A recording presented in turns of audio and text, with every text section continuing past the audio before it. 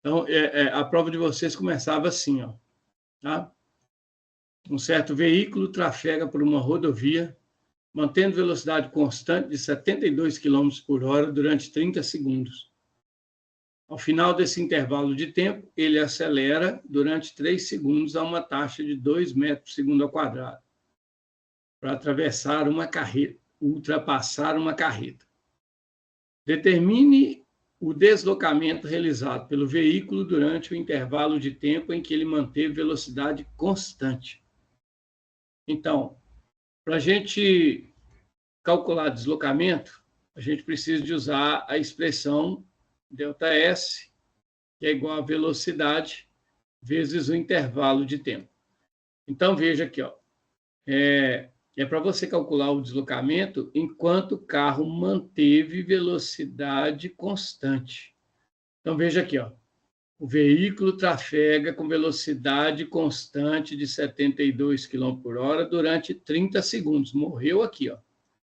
Então, você tem que a velocidade constante dele é de 72 km por hora, e o intervalo de tempo em que essa velocidade ficou constante foi de 30 segundos, tá ok? Agora, reparem o seguinte, nós temos tempo em segundo, velocidade em quilômetro por hora. Isso está inconsistente. Então, usando lá, né, o nosso cálculo, dividir por 3,6, a gente transforma 72 km por hora, que corresponde a 20 metros por segundo. Tá ok? Então, para calcular o deslocamento, eu vou usar essa velocidade de 20 e este tempo de 30. Atenção para quem está ouvindo aí, tá? Pessoal, velocidade quilômetro por hora a gente não usa para nada praticamente, a não ser quando o tempo também está em hora, tá ok? Se o tempo não estiver em hora, você joga a velocidade para metro por segundo e racha a taca. Então, o deslocamento realizado por esse carro vai ser a velocidade dele, que eu acabei de calcular, 20, multiplicado por 30 segundos. Isso dá um deslocamento de 600 metros. Esse é o deslocamento realizado pelo carro, ok? Então, era isso que eu queria que você fizesse na letra A da sua avaliação. Então, vamos continuar aí. Pode falar. Ô Cleoni, como os 20 que você achou como? Esse 20 aqui? Sim, eu te mostro aqui agora. Maria Reis, eu achei esse 20 fazendo o seguinte. Quando você tem velocidade em quilômetro por hora, você precisa passar essa velocidade para metro por segundo. Para fazer isso, você divide o valor que você tem em quilômetro por hora por 3,6. Tá ok? Então, no caso, esse 20 metros por segundo apareceu aqui, ó, quando eu pego 72 e divido por 3,6, tá ok? Igual às casas, tiro a vírgula, você 72 por 36 dá 2, porque 2 vezes 6, 12 vai 1, 2 vezes 3, 6 e 1, 7. O zero que sobrou aqui, eu puxo ele para cá, ó. Tá vendo 20 aqui? 72 km por hora é o mesmo que 20 metros por segundo, beleza? Ah, tá, entendi. Obrigada, Cleoni. Tranquilo, beleza. Então, vamos lá. Essa é a primeira parte da questão, beleza? Essa foi a primeira parte da primeira questão. Calcular o deslocamento enquanto a velocidade estava constante. Está aqui. Agora eu vou fazer a segunda parte. Calcule a velocidade atingida pelo veículo no final do período em que ele foi acelerado. Então, veja, eu dividi a questão em duas partes. Ok? Chamei atenção para vocês para esse primeiro pedaço, que eu estou separando aqui de novo. Ó.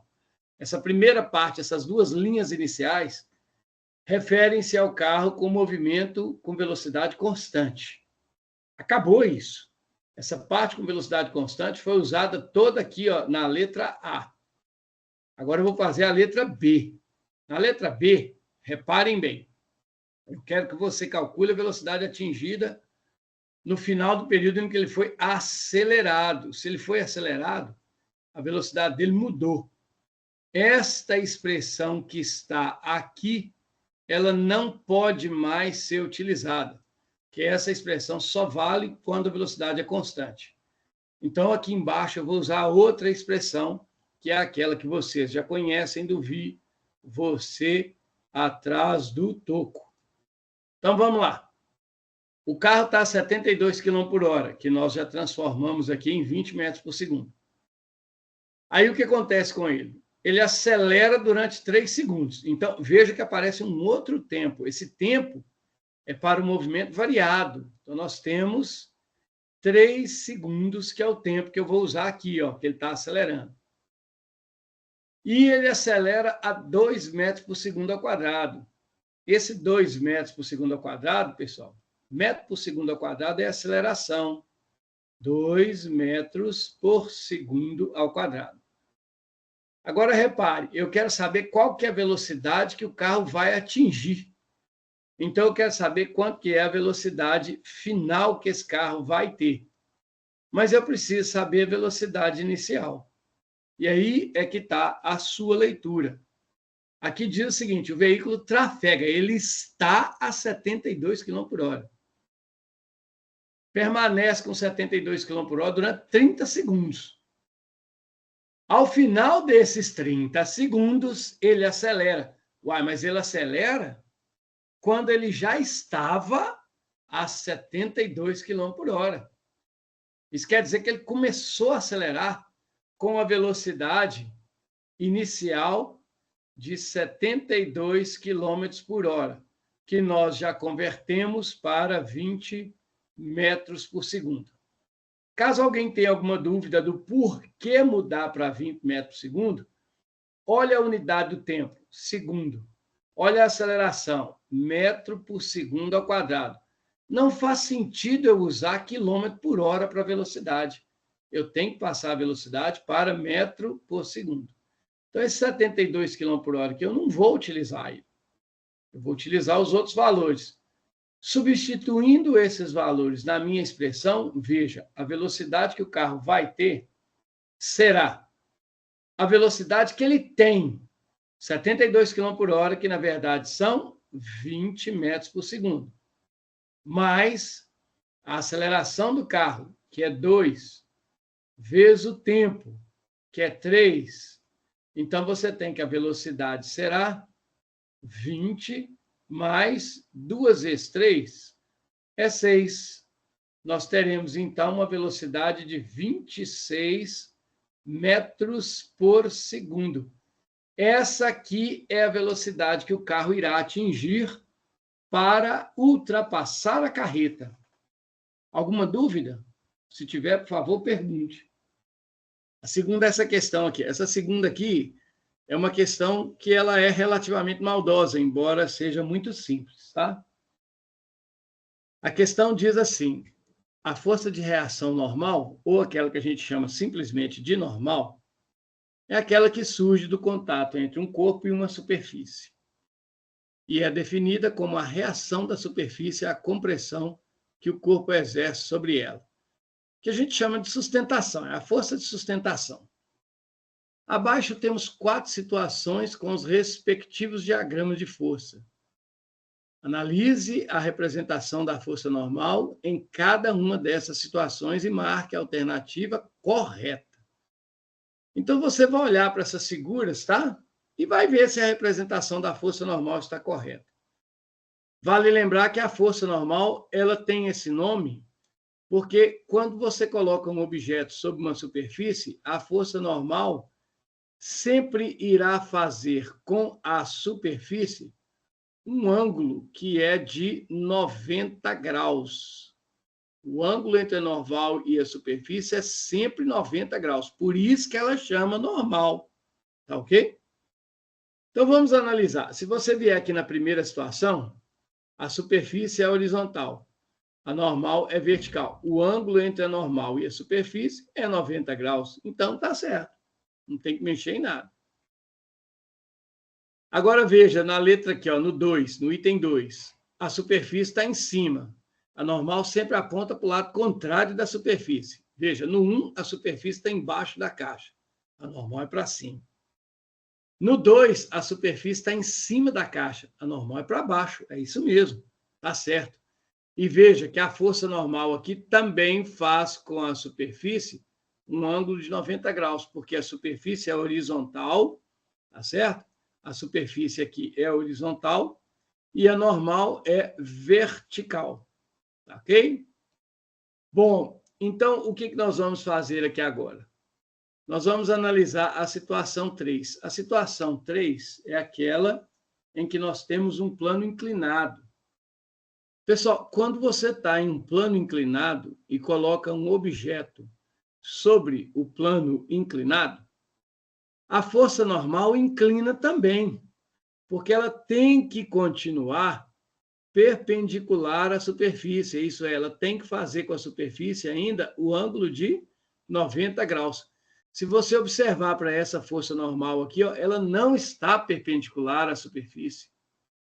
Ela está vertical.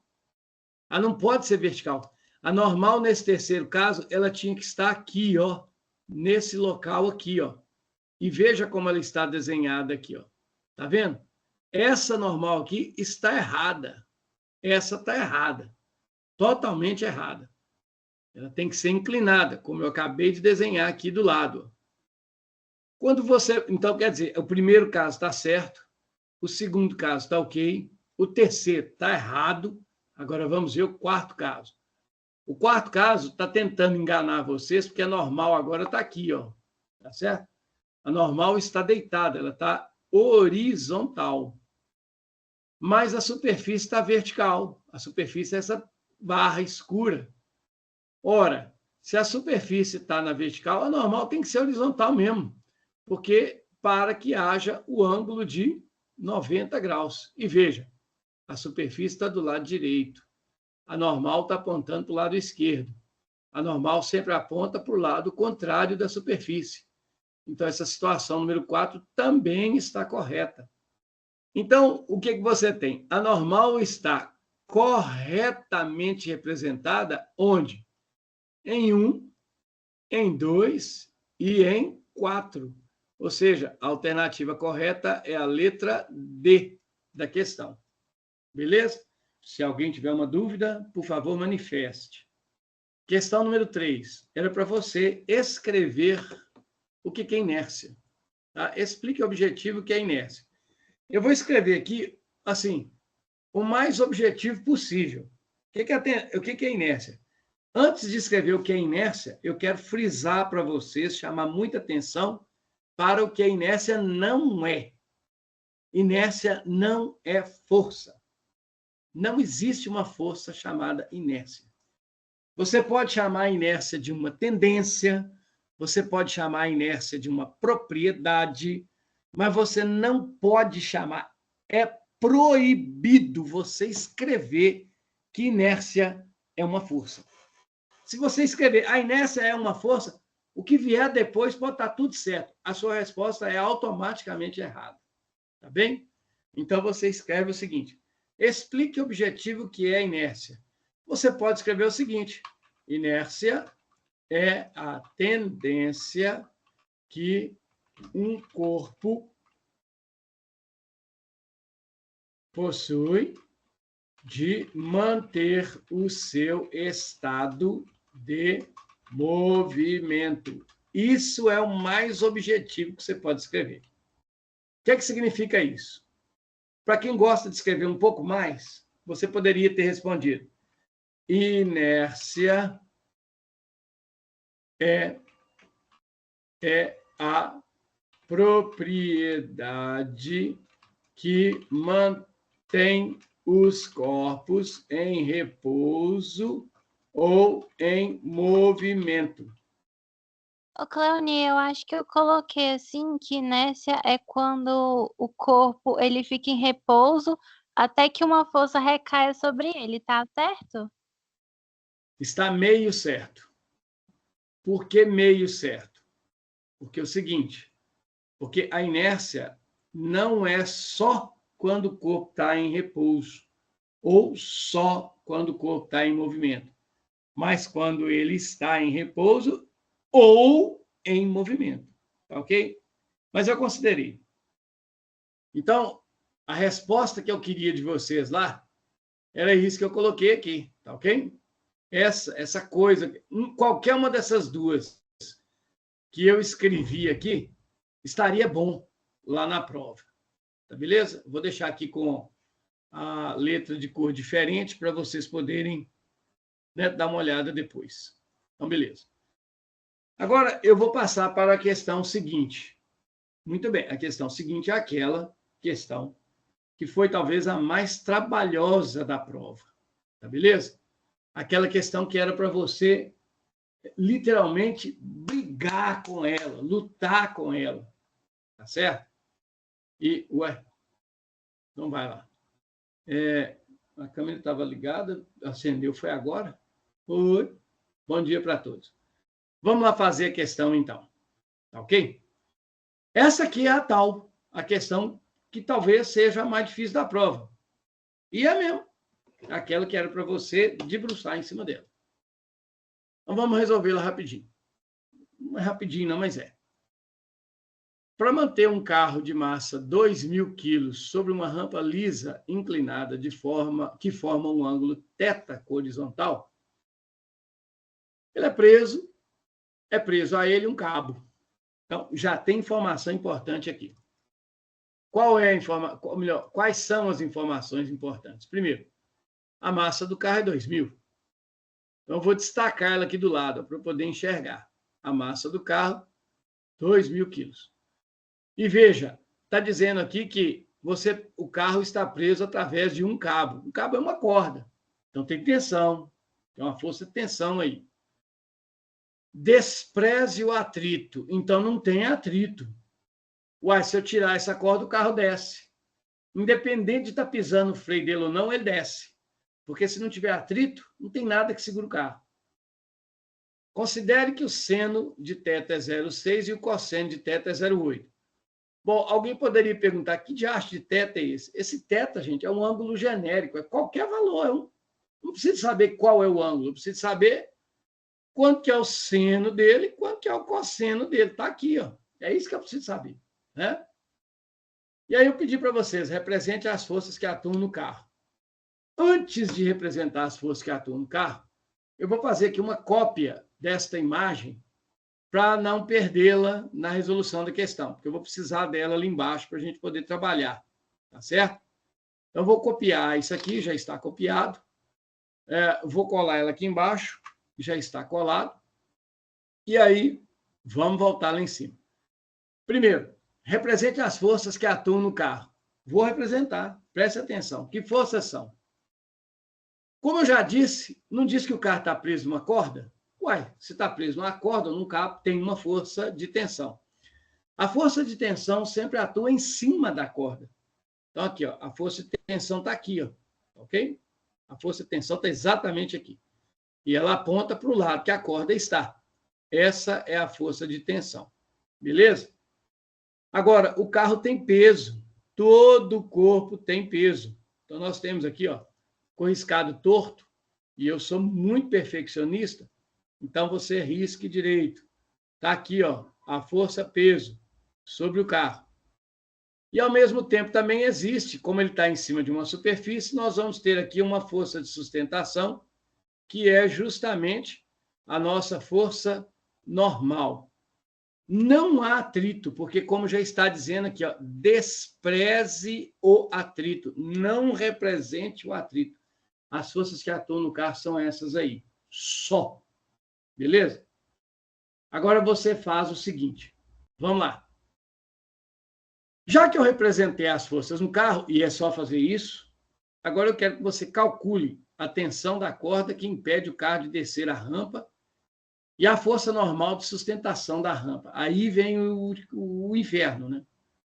Então, para fazer essa questão, e olha, eu vou chamar muito a atenção de vocês. Não é possível fazer essa questão sem fazer a representação das forças. Ok? Então, tem que ter representação das forças? Tem.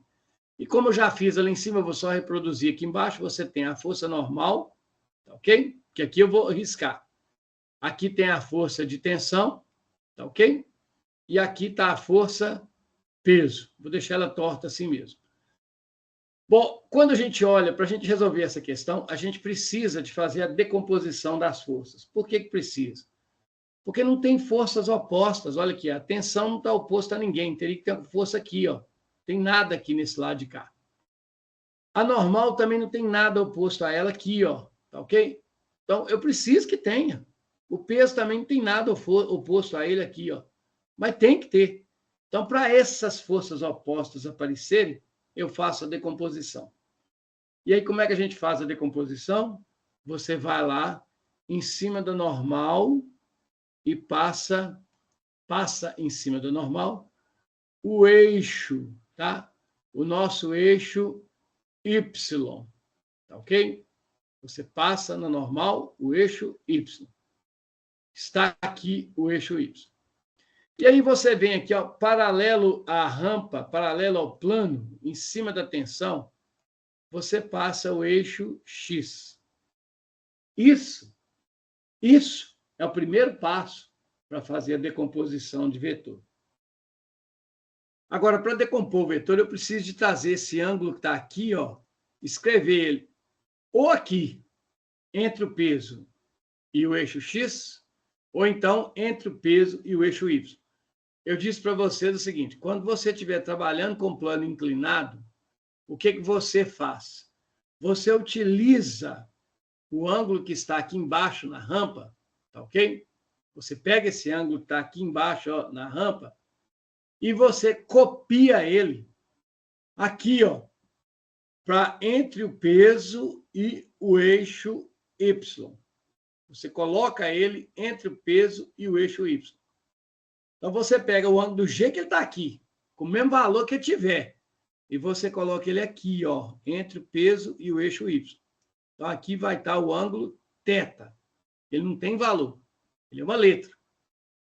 Feito isso, você representa no eixo Y, você representa no eixo X a imagem do peso. O que é a imagem do peso? Você vai fazer, tá vendo que eu fiz esse pontilhado azul aqui, ó? Eu vou aqui no eixo X e faço uma flecha até esse pontilhado azul. Essa flecha que eu estou acabando de fazer aqui, ó, em cima do eixo X, é a imagem do peso no eixo X. É aquilo que a gente chama com o nome de PX. Tá aqui, ó. Esse é o PX. Ok? Agora eu vou fazer a mesma coisa no eixo Y. Eu fiz o pontilhado azul, que está aqui embaixo. Eu vou escrever, eu vou desenhar em cima aqui do eixo Y um vetor.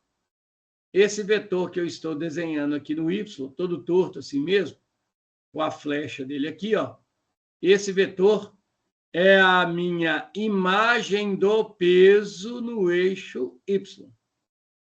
Então, vejam. Eu, usando os eixos Y e X, eu desenhei aqui em cima deles dois vetores. Um vetor PX e um vetor PY. São as imagens do peso no eixo X e no eixo Y. O peso está aqui embaixo, ó. Ok? Bom, para que serve esse vetor PX e esse vetor PY? Se você olhar aí agora para a figura, você consegue ver que existem forças opostas. Olha para a figura que você vê que tem força oposta. Quem que são as forças opostas aqui? Se você olhar bem, você percebe que oposto à tensão existe agora o PX. Tensão e PX são forças opostas. O que são forças opostas? São forças que estão na mesma linha. São forças que estão na mesma linha. Estar na mesma linha significa estar na mesma direção, mas que apontam para lados contrários. Então, você tem o T e o PX são forças opostas. Da mesma forma, o M e o PY são forças opostas. E quando um objeto é mantido em repouso, tá ok? As forças opostas são iguais, tanto em repouso quanto em movimento uniforme, as forças opostas são iguais. Então, você vem aqui, ó, e escreve as seguintes observações. A força de tensão é igual à imagem PX. A força normal é igual à imagem do PY. Ok? Por quê? Porque estas forças são forças opostas. Forças opostas. Então, se eu quero calcular qual que é o valor da tensão e qual que é a normal, eu preciso de achar quem são Px e Py. Então, agora, o pior é isso. Agora é calcular. Agora tem que calcular. E aí vem aquele negócio do ângulo. Caramba, como é que funciona que tem do ângulo mesmo? Você vai olhar o seguinte, ó. Uma vez que eu escrevi o ângulo, ele está aqui, ó. Vocês estão vendo que o ângulo está aqui, ó. Ele está aqui, ó. Tô fazendo uma seta vermelha aqui para todo mundo enxergar o ângulo. Olha ele aqui, ó. Repare para você ver. O ângulo que eu desenho aqui, esse ângulo θ, ele encosta aqui no PY. Tá vendo? A curvinha que representa o ângulo. Professor, que curvinha é essa? Essa voltinha aqui que representa o ângulo, ó, ela encosta aqui no PY. Se ela encosta no PY, a gente diz que o PY está com ângulo. Então, veja, o nosso PY está com ângulo. Eu conto até com M aí, com 4 pernas, né? Mas o PY está com ângulo. Agora, se você olhar para o PX, repare, o PX está cá em cima, ó. O PX está aqui, ó. Eu estou tentando apontar aqui para vocês, está difícil porque a minha mãozinha não está aparecendo. Mas o PX está aqui, ó. Tá certo? Se o PX está aqui, o que você tem? Que entre nele não tem ângulo, o ângulo não chega nele. Olha para o PX e vê se a voltinha do ângulo chega nele. Vocês vão perceber que não chega. Então, automaticamente, o nosso PX, tá ok? A força, a imagem do PX, não tem ângulo. Ela está sem o ângulo aqui, ó. Aqui assim, ó, aqui dentro desse lugar aqui que eu estou rabiscando aqui agora, ó, não tem ângulo. Se não tem ângulo, o PX está sem ângulo. Aí você lembra, sem é seno, com é cosseno. Então, para você achar o PX e o PY, você vai ter que escrever o seguinte. O PX é uma imagem do P e está sem o ângulo θ.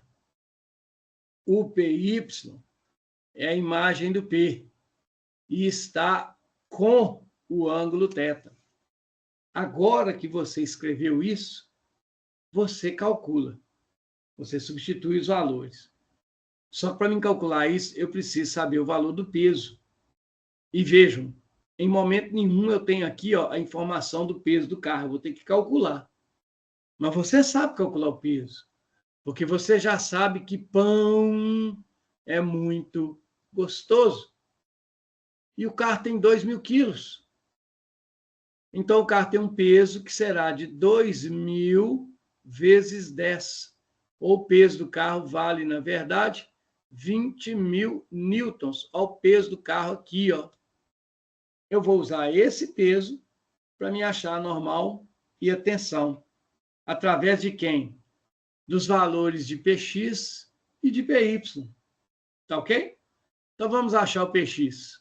Lembre-se, aqui em cima, ó, o peso vale 20.000 newtons. Guardem na cabeça. O peso vale 20.000. O peso vale 20.000. Vou lá embaixo, ok? E aí agora eu vou substituir aqui nas minhas expressões. O peso vale 20.000. Então, o Px irá valer 20.000, que é o valor do peso, multiplicado pelo seno do ângulo. Ó, vamos voltar lá em cima. Quanto vale o seno do ângulo? Está aqui, ó. O seno do ângulo, que eu estou passando o mouse aqui nele, ó, vale 0,6. Então, guarde, o seno é 0,6. Vamos lá embaixo de novo. Aí você vem e escreve aqui que o seno vale 0,6. Tá, aí você vai multiplicar, pegue sua calculadora aí, enquanto eu calculo com a mão, você pega a sua calculadora e faz essa conta, 0,6 vezes 20.000. 6 vezes nada é nada, 6 vezes nada é nada, 6 vezes nada é nada, 6 vezes nada é nada. 6 vezes 2, 12. Ó, o apressado vai falar que deu 120 mil. Não, não é 120 mil. Tem uma vírgula aqui, ó. Então, nós vamos colocar uma vírgula aqui, ó. Quer dizer, o PX irá valer 12 mil newtons. Esse é o valor do PX. Eu achei o PX. Poxa, mas peraí, então, eu achei outra coisa. Por quê? Porque a tensão é o PX, cara. A tensão tem o mesmo valor do PX. Então, se a tensão tem o mesmo valor do PX, você já sabe que a tensão na corda também vale 12 mil newtons. Essa era a resposta que eu queria lá. Ó. A tensão na corda é 12 mil. Agora, uma vez que eu achei a tensão, a gente vai calcular o PY. Quem que é o PY? O PY vai ser o valor do peso. Está lembrado? O peso é 20 mil? O peso é 20 mil. Então, você coloca aqui, ó, 20 mil vezes o cosseno do ângulo. Bom, cadê o cosseno do ângulo? Você volta cá em cima. Aqui, ó, o cosseno do ângulo vale, tá vendo aqui, ó? Cosseno do ângulo, 0,8. Olha o cosseno do ângulo aí, ó, 0,8. Vamos voltar lá de novo. Então, o cosseno vale 0,8. Fazendo essa conta, você vai lá e pega 20 mil, multiplica por 0,8. 8 vezes nada é nada, 8 vezes nada é nada, 8 vezes nada é nada, 8 vezes nada é nada. 8 vezes 2, 16. Uma casa depois da vírgula, uma casa depois da vírgula. Tá ok? Aí você tem aqui, então, que o PY irá valer 16 mil newtons. Oh! 16 mil newtons, mas eu achei outra coisa. Veja, aqui diz que é normal igual ao PY. As forças opostas são iguais. Então, se é normal igual ao PY, eu sei automaticamente que o valor da força normal é de 16 mil newtons. Está aqui, ó. E o que eu pedi para calcular na questão? Eu pedi para você achar a tensão, que está aqui, e pedi para você calcular a normal, que está aqui. Isso finaliza a resolução desta questão. A questão 6. Essa aqui é uma questão, comparado com a anterior, com a questão 4, essa aqui é muito mais fácil. Mas vejam, o que vocês erraram. Preste muita atenção. Pessoal, se o corpo está no plano, ok? Se ele está no plano, não tem que decompor força, não. Não fazer decomposição, não tem PX, PY aqui, não. Aqui são só as forças normalmente. Então, veja só. Uma pessoa puxa com velocidade constante para. Grave bem o que foi dito ali. Uma pessoa puxa esse trecho aqui, ó, com velocidade constante. Velocidade constante significa equilíbrio. Equilíbrio. O que significa equilíbrio? Que as forças opostas são iguais. Repouso é equilíbrio. Movimento uniforme retilíneo é equilíbrio. Então, vamos continuar. Uma pessoa puxa com velocidade constante um pacote gigantesco de coisas, aplicando sobre ele uma força de 400 newtons. Então, eu já sei que a pessoa está fazendo uma força de 400 newtons. A massa do pacote é 80 quilos. Represente na figura as forças que atuam no pacote. Vamos representar as forças. Prestem atenção. Quem são as forças? Alguém até me perguntou para ver o chão, né? É porque na hora de colocar as figuras, às vezes, a figura fica mais clara, mas você vê a sombra da pessoa aqui no chão e a sombra da pedra. A pedra e a pessoa estão sobre uma superfície. Então, nós temos as forças na pedra. Na pedra não, né? No pacote. Nós temos a força peso, que é aquela que puxa para o centro da Terra. Como o pacote está em cima de uma superfície, tanto que a base dele está plana, nós vamos ter aqui uma força de sustentação, e essa força de sustentação é a nossa força já conhecida, normal. Você está vendo que a pessoa está puxando com uma corda? Então, a pessoa está aplicando aqui, ó, no pacote, uma força de tensão. A pessoa está puxando a corda, é uma tensão. Essa tensão eu já sei quanto que ela vale. A pessoa puxa com uma força de 400 newtons. A tensão é 400 newtons. E aqui, obviamente, como o pacote está em cima de uma superfície e não foi dito aqui em lugar nenhum que não existe atrito, então existe atrito. Nós temos para cá a presença da famigerada força de atrito. Vejam só, tem que ter atrito. Tem, porque se está em equilíbrio, as forças opostas são iguais. Se não tivesse atrito, quem que era oposto ao T? Quando não tem força oposta, não pode ter equilíbrio. Tá certo? Aí, no caso, eu fiz as 4 forças que atuam na caixa. Então, a letra A pedia para você representar as forças. Está aí, está representado. Alguém pode perguntar, mas é as forças do homem? E o peso do homem? Não, não. Ali está, ó, represente na figura as forças que atuam no pacote. Esquece que existe um homem. Tá ok? Agora que eu representei as forças, eu pedi para vocês, calcule o módulo do peso do pacote. Primeiro, como é que você acha o peso? Você lembra que pão é muito gostoso. Tá beleza? Aí você vem cá e fala, poxa, mas peraí, como é que eu vou achar o peso? O pacote tem 80 quilos. O pacote tem 80 quilos. Então, o peso dele será 80 quilos multiplicado por 10. Isso nos dá um peso que vale 800 newtons. Eu vi algumas pessoas, né, resolvendo na prova peso usando a gravidade como 9,8. Não use em momento nenhum. Eu pedi a vocês que usassem a gravidade como 9,8. Usa 10, que é tudo redondo. Fica bonitinho. Bom, achei o valor do peso. Mas eu quero também a força normal. Bom, mas aqui, veja só, não está em equilíbrio?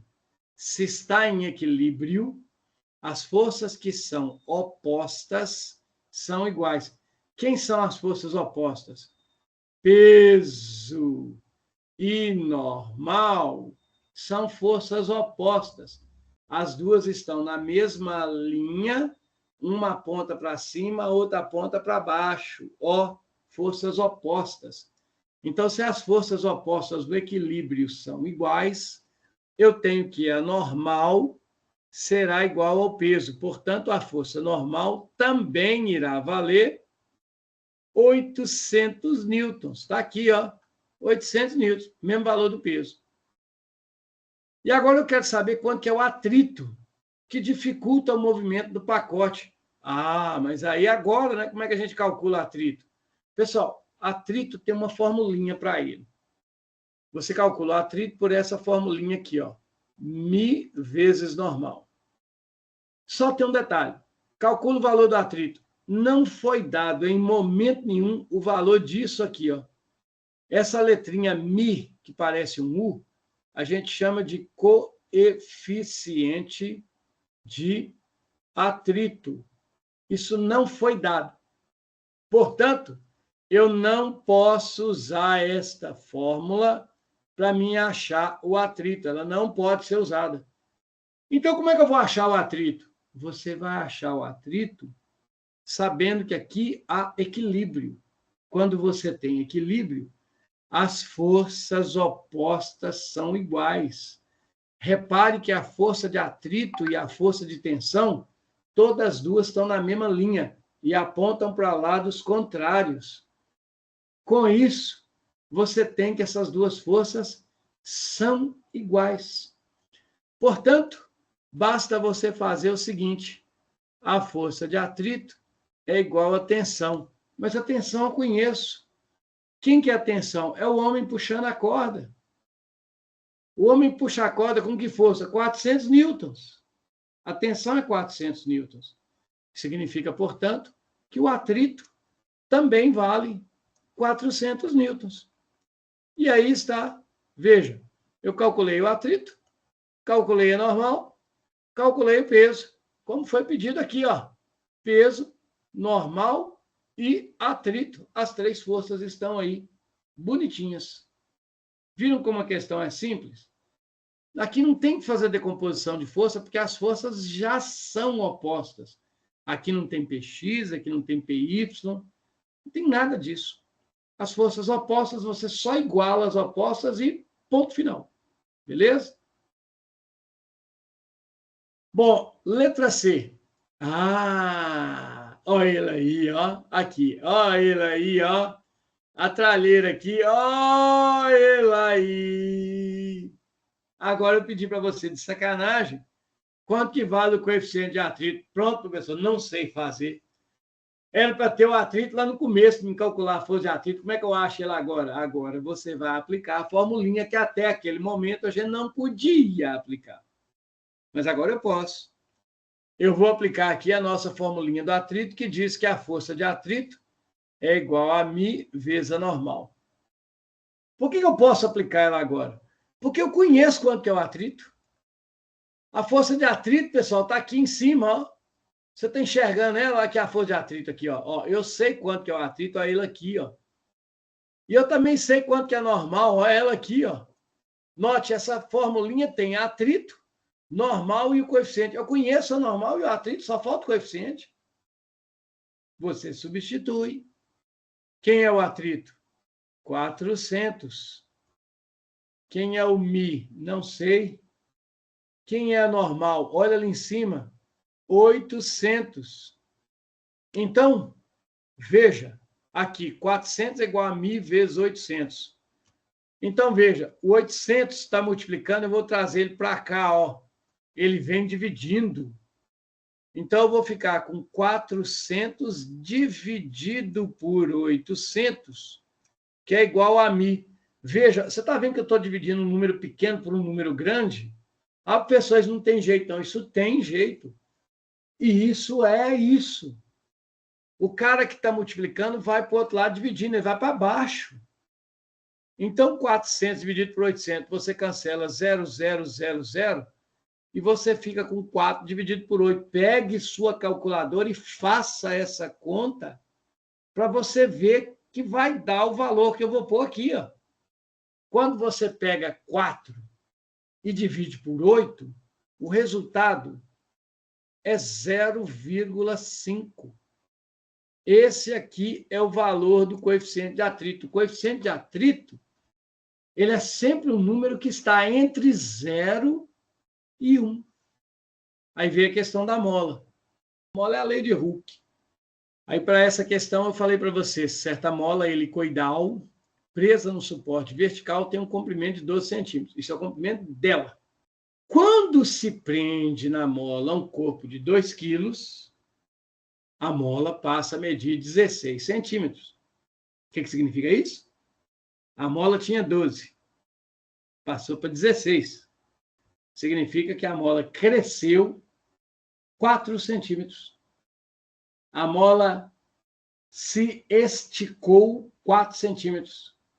Ou a mola sofreu uma deformação de 4 centímetros. Pergunta: calcule a constante elástica da mola. Poxa, professor, o que é constante elástica? Quando você fala em mola, você automaticamente está lidando com a lei de Hooke. O que é a lei de Hooke? A força aplicada em uma mola, que a gente chama de força elástica, é igual a Kx. Isto aqui é a força na mola. Isso aqui, esse K, é a constante elástica da mola. E isso aqui, X, é o tanto que a mola deformou. Esticou, no nosso caso aqui. Então, a mola tinha 12 centímetros, passou para 16. A deformação da mola é 4 centímetros. Como é que eu acho esse 4? Cara, a deformação da mola é o que ela tem menos o que ela tinha. Aí, ó, 4 centímetros. Tá ok? 4 centímetros. Então, veja. Você pendurou aqui na mola um objeto que tem 2 quilogramas. Quais são as forças que agem nesse objeto? Nesse objeto, nós temos 2 forças. Opa, desculpa, risquei torto aqui, deixa eu refazer. Então, nesse objeto, você tem 2 forças. O peso que puxa ele para baixo e aqui, ó, a força elástica que puxa ele para cima. Quem que é essa força elástica? É a força da mola. Cleoninha, eu posso chamar a força elástica de tensão? Pode, sem problema nenhum. Mas se é mola, chama a tensão da mola de força elástica, que aí não dá problema, você não esquece. Então, o que acontece? Quando você coloca isso aqui, você vê que atuam 2 forças naquele objeto que está pendurado. E olha que legal. Uma força é para cima, a outra é para baixo. São forças o quê? São forças opostas. Cara, no equilíbrio, as forças opostas são iguais. Então, você sabe que a força elástica da mola é igual ao peso do objeto que está pendurado. Oh! Mas o peso eu sei calcular. Quanto que é o peso? Pão. É muito gostoso. O objeto não tem 2 quilos? Se ele tem 2 quilos, você sabe, então, que o peso dele é 2 vezes 10. Ou seja, o peso vale 20 newtons. Portanto, a força elástica também vale 20 newtons. Mas eu não estou procurando a força elástica. Estou procurando a constante elástica da mola. Cara, mas para você achar a constante elástica, você precisa da força elástica e da deformação. Por isso que eu achei as duas. A deformação vale 4, está aqui, olha ela aqui, ó, e a força elástica está aqui. Substituindo esses 2 valores nesta expressão, você chega nisso. A força elástica é 20. O K eu não sei, mas o X é 4. Então, quer dizer, o 4 está aqui, eu vou trazer ele para cá, ele vem dividindo, eu vou ter que 20 dividido por 4 é o valor do K. Então, quanto vale o K? Poxa, 20 dividido por 4 dá 5. Então, o K será 5. O peso é dado em newton. A deformação está em centímetro. Então, o K é 5 newton por centímetro. Beleza? Esse é o valor, então, da constante elástica K para essa mola. É constante para essa questão. Na letra B, eu peço para você calcular o seguinte. Calcule o módulo da força que, ao ser aplicada na mola, provoque nela uma deformação de 10 centímetros. Eu quero que você aplique de novo a lei de Hooke. FE igual a KX. Só que agora tem um detalhe. O X valia 4 na situação que eu já fiz. Agora, você está vendo aqui, ó, calcule a força que, ao ser aplicada na mola, provoque nela uma deformação de 10 centímetros. Eu quero que você aplique essa formulinha de novo, só que agora você considere o X como sendo 10 centímetros. Essa que é a diferença. Então, vamos calcular o valor da força? Vamos calcular. O valor da força será o valor do K. Bom, o K, como a mola é a mesma, tá? Que vai aplicar nesta mola, a mola da questão anterior, como o K é o mesmo, estão vendo que eu achei ele aqui, que ele vale 5? Então, eu vou pegar esse mesmo valor de 5 e vou colocar aqui no lugar do K. 5 vezes a deformação, que é 10. Olha o resultado aí. 5 vezes 10.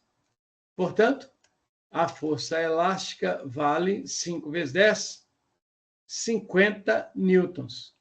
Qual é a força que eu tenho que aplicar na mola para provocar nela uma deformação de 10 centímetros? Está aqui, uma força de 50 newtons. Esse é o valor da força que você tem que aplicar na mola para ela se deformar em 10 centímetros. E aí nós chegamos, então, praticamente na penúltima questão, a penúltima questão, que é a do caminhão. A figura mostra um caminhão com uma caixa na carroceria. Ao lado, você tem alguns diagramas de força, as forças representadas na caixa que está na carroceria do caminhão. Marque o diagrama que está correto, a representação das forças. Qual daqueles diagramas ali está certo? É isso que eu quero que você fale. Bom, você tem uma caixa na carroceria do caminhão. Ela vai ter a força-peso, ok? Que puxa ela para baixo. A carroceria do caminhão é uma superfície, então nós teremos aqui, ó, a força normal, que é a força de sustentação da superfície.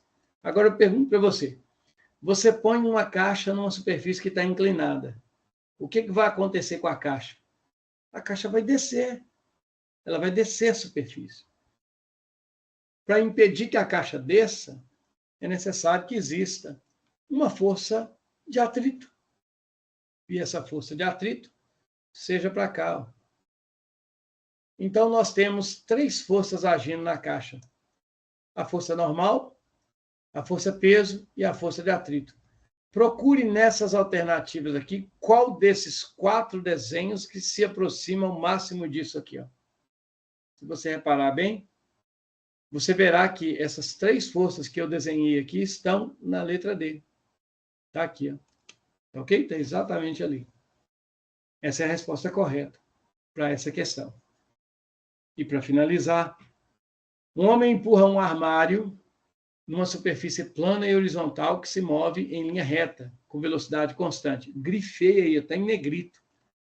Se move em linha reta com velocidade constante. O movimento em linha reta com velocidade constante é o famoso movimento retilíneo e uniforme.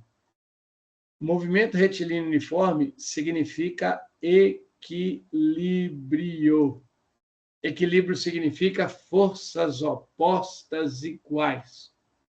É isso. Letra A. Aliás, desculpa. Sabe-se que a massa do armário é 45 quilos. Então, esse cara aqui, ó, 45 quilos. E o coeficiente de atrito μ entre o armário e o solo vale 0,6. Vou deixar ele separadinho aqui que eu vou usar, 0,6. Represente as forças que atuam no armário. Quem são as forças no armário? Olha, fácil. O homem está empurrando para a direita. Então, eu vou ter aqui, ó, para cá, a força do homem. Essa é uma das forças. O armário, pessoal, vou avacalhar aqui, então vou fazer em cima do texto da questão mesmo. Ó. O armário tem a força peso, que puxa ele para o centro da Terra. Está aqui a força peso. Como o armário está acima de uma superfície, nós vamos ter que ir para cima, ó. Nós vamos ter que ir para cima, eita. Para cima aqui, nós teremos a força normal. E para cá, se a pessoa empurra para a direita, existe uma força de atrito que é contra o movimento e será, então, para a esquerda. Aqui nós temos a força de atrito. Vejam a figura. Olhem para a figura. Você já tem as forças opostas. No equilíbrio, essas forças opostas são iguais. Quais são as forças opostas? Horizontal. Você tem atrito e a força do homem. Vertical. O que você vai ter na vertical? Normal para cima, peso para baixo. No equilíbrio, eu repito mais uma vez, as forças opostas são iguais. Então, você já sabe que a força de atrito é igual à força do homem e que o peso é igual ao normal. Vamos calcular agora. Se o peso é igual ao normal, vamos achar o peso. Quem é o peso? Pão. É muito gostoso. O peso será a massa do armário, 45, vezes o G, que é 10. Beleza? 45 vezes 10, se você fizer as contas aí, você verá que dará 450 newtons ao peso aqui, ó. Agora veja, se a normal é igual ao peso, então a força normal também vale 450 newtons. Está aqui, ó. Achei o peso e a normal. Beleza? Pronto. Calcule os módulos das forças peso e normal que atuam no armário. Está calculado. Aí esse aqui, esse aqui eu coloquei ele aqui só para mostrar para vocês que as forças opostas são iguais. Usei ele? Não, então vou tirar ele daqui. Ok? Vou tirar ele daqui. Mas está valendo. Bom, vou jogar ele aqui embaixo, porque eu sei que eu vou utilizá-lo aqui. Então, eu já sei agora, beleza? Que a minha normal vale 450 e o peso também. Agora eu vou fazer a letra C, a última parte da prova. Calcule a intensidade, ou seja, o módulo da força de atrito que atua no armário. Uai, vamos achar o atrito? Vamos. Qual que é a força de atrito? Nós já sabemos que a força de atrito é dada por μ vezes a normal. Então, tem dois jeitos de eu achar o atrito. Ou eu igualo a força de atrito com a força do homem, portanto, se eu souber a força do homem, eu sei o atrito. Ou então eu calculo ele usando isso aqui. Veja, nós não temos em lugar nenhum a força do homem. Nós não sabemos a força do homem. Então, eu não posso tirar o atrito por aqui, ó. Mas eu posso tirá-lo com a formulinha do atrito, porque eu conheço o μ, ó, o μ aqui. Eu ainda falei com vocês, eu vou separar ele aqui que eu vou usar. Então, vejam, o μ vale 0,6. Vou escrever ele aqui de novo para a gente não esquecer. Ó. O μ vale 0,6. Então, vamos calcular? Quem é a força de atrito, sabendo que o μ é 0,6? E que a normal está aqui, ó. A normal aqui, ó. A normal é 450.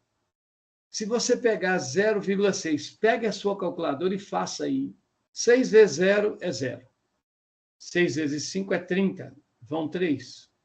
6 vezes 4, 24. Com 3, 27. Uma casa depois da vírgula, uma casa depois da vírgula. Então, nós descobrimos que a força de atrito vale 270 newtons. Achei a força de atrito. Está feita a questão. Eu não perguntei, mas podia ter perguntado.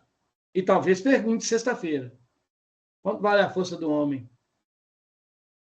Com que força o homem empurra o armário? Mas veja, uma vez que eu achei a força de atrito, eu sei que a força de atrito vale 270. E eu sei que a força do homem é igual ao atrito. Portanto, eu posso escrever que a força realizada pelo homem também vale 270 newtons.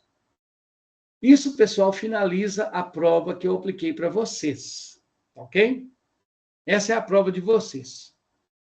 Sem tirar nem pôr. Agora, para o nosso amigo Ramon, que fez a prova separado, tá certo? Ele pegou...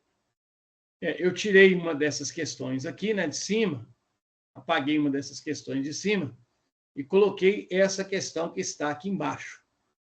Então, o Ramon, infelizmente, né, Ramon, teve que enfrentar essa trolleira aqui, ó. Tá bem? Enfim. Bom, a questão é a seguinte, a prova de vocês já está corrigida. Tá bem? Ela está aqui, ó. Toda resolvidinha, nós resolvemos agora ao vivo. Essa prova resolvida, essa que está aqui, tá ok? Não se iludam, não vou dar a mesma prova sexta que vem. Essa que está aqui, eu vou salvar ela em PDF e vou colocar já, lá no nosso Classroom. Ok? Vou mandar ela lá no Classroom. Vou deixar ela postada lá. Você pode pegar essa prova resolvida e assistir o vídeo de novo com a resolução que nós fizemos agora dela.